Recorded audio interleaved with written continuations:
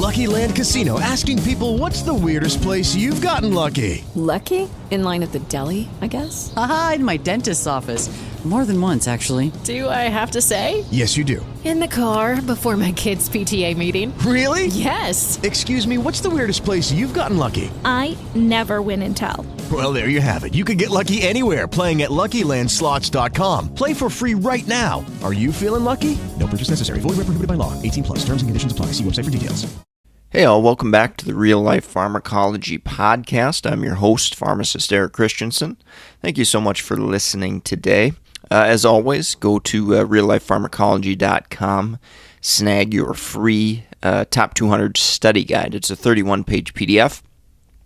Costs you nothing but an email, and we'll get you updates on when we have new blog posts and or other education coming out. So definitely go take advantage of that resource at reallifepharmacology.com.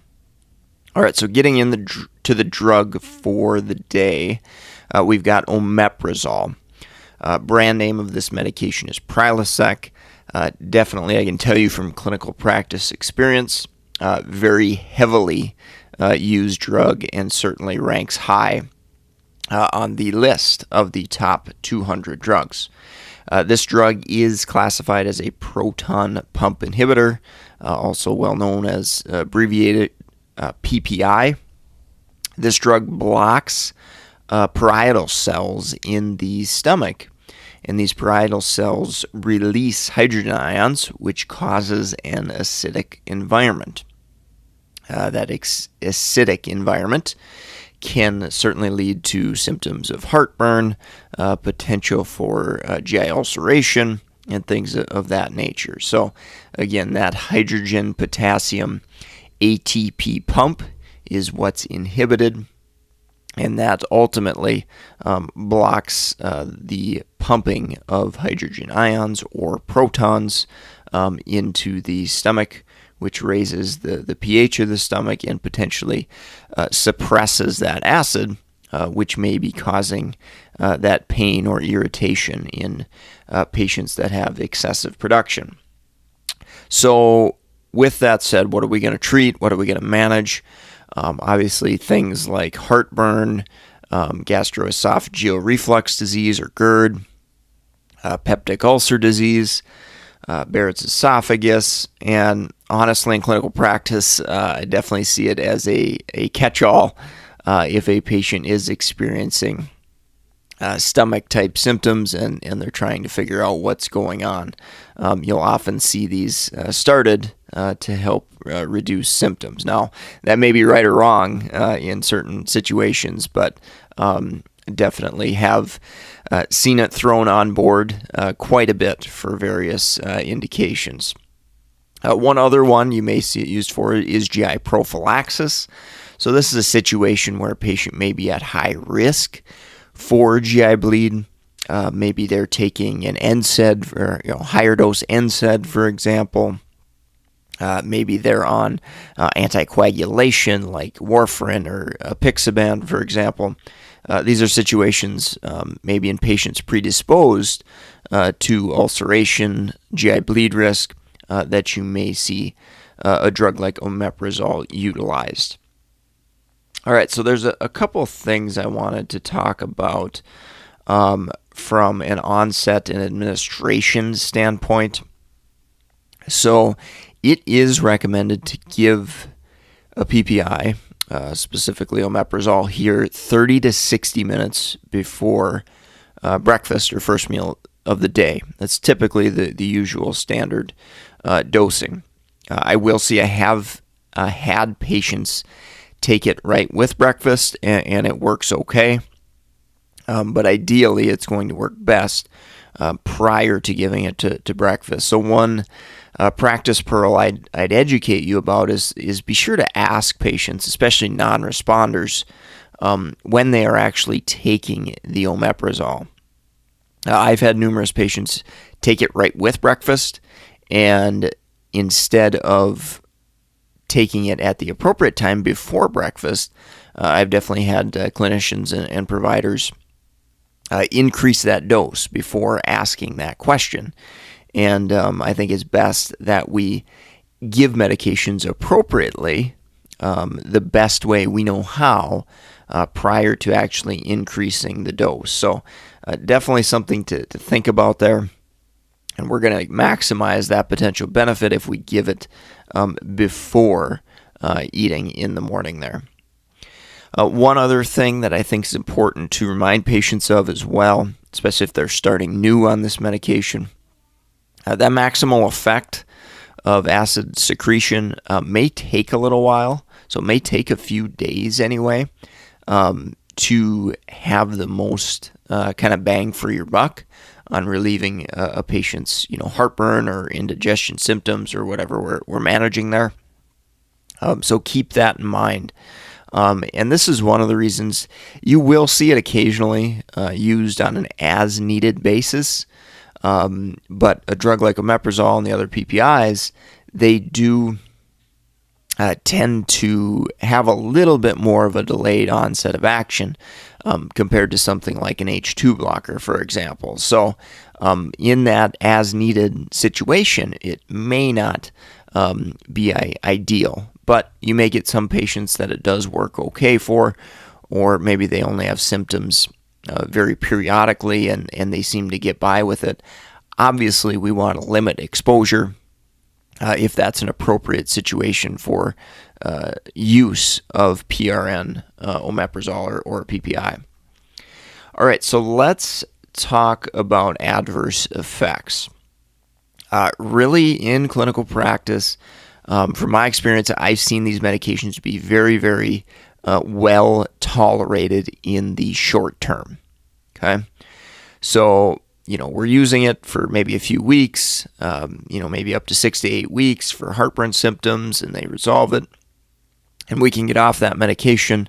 That's a situation where we're probably not going to have too much collateral damage as far as adverse effects. Now, we've always got to weigh risk versus benefits of omeprazole in the longer term, because we do have certain associations with B12 deficiency, potential increased fracture risk, increased risk for C. diff, potential for low magnesium. There's lots of longer-term associations as we use a drug like omeprazole for longer and longer periods of time. So really put an emphasis on short-term courses where possible. Again, you've got a patient with something like Barrett's esophagus, it's likely going to be on board long-term.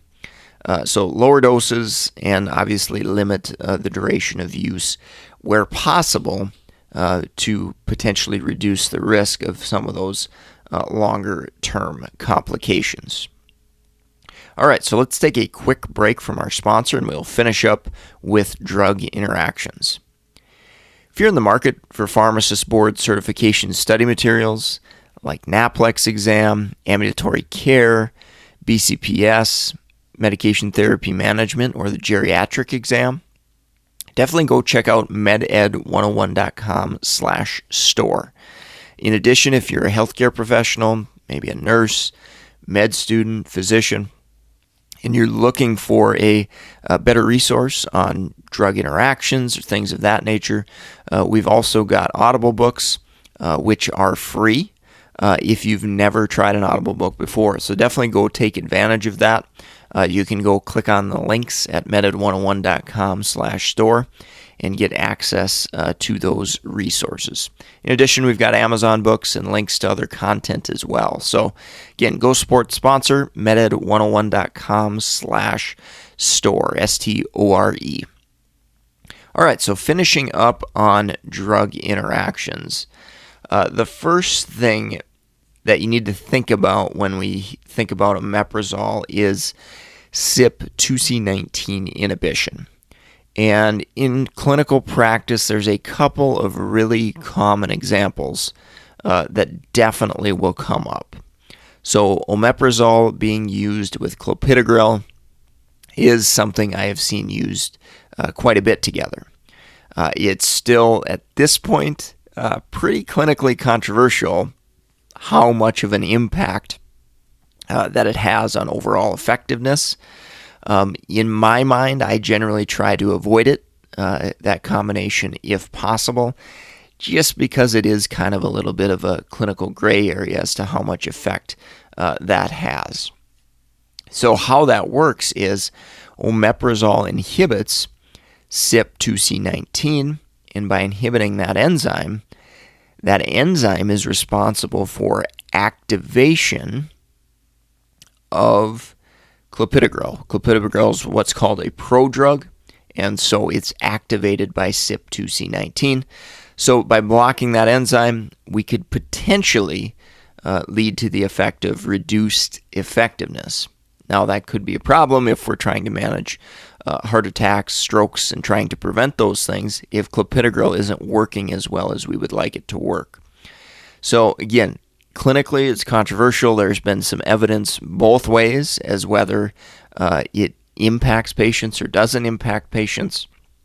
But if we can avoid that, that's another good rationale, good reason to try to limit exposure to omeprazole in the long term if we don't need it. So can't stress that enough to clinically evaluate medications and their need long term, because I have had numerous circumstances where we can actually get off the PPI and we don't need it in the long term there. Another classic interaction, well, two classic interactions are citalopram and escitalopram.